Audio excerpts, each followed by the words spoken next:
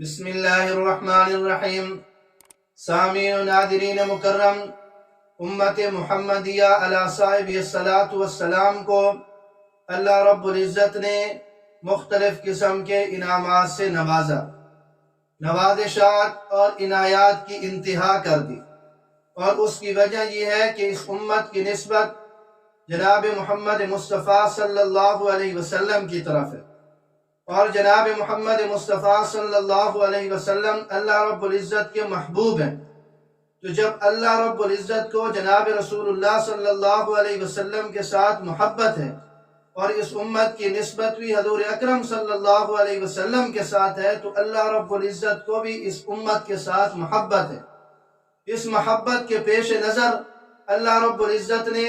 مختلف قسم کی نوازشات، عنایات، مختلف قسم کے انعامات سے اس امت کو نوازا۔ چنانچہ فقی ابو اللیث سمرقندی رحمۃ اللہ علیہ ایک روایت نقل کرتے ہیں کہ حضرت آدم علی نبینا علیہ الصلاۃ والسلام فرماتے ہیں کہ اس امت محمدیہ علی صاحب الصلاۃ والسلام کو 4 چیزیں ایسی عنایت ہوئیں جو مجھے نہیں دی گئیں۔ پہلی چیز وہ فرماتی ہیں کہ مجھ سے خطا ہوئی تو میرا لباس اتار لیا گیا،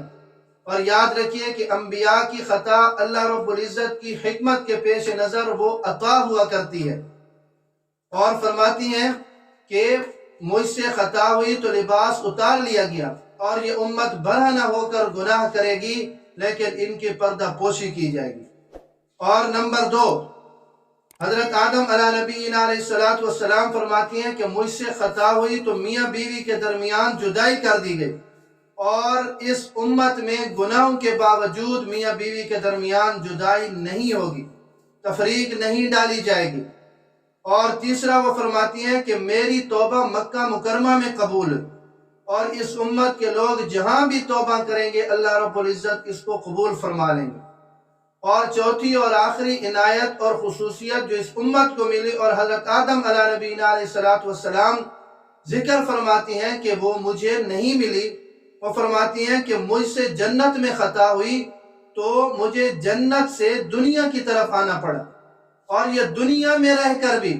گناہ کریں گے اور خطا کریں گے اور اللہ رب العزت سے معافی مانگ کے پھر یہ جنت میں جائیں گے۔ تو یہ 4 چیزیں، 4 خصوصیات ایسی ہیں، 4 نوازشات اور عنایات ایسی ہیں کہ حضرت آدم علی نبینا علیہ الصلاۃ والسلام فرماتی ہیں کہ مجھے نہیں ملی لیکن اس امت کو ملی ہیں، تو لہٰذا ان کی قدر کرنی چاہیے، اور جناب رسول اللہ صلی اللہ علیہ وسلم کی اتباع، سنت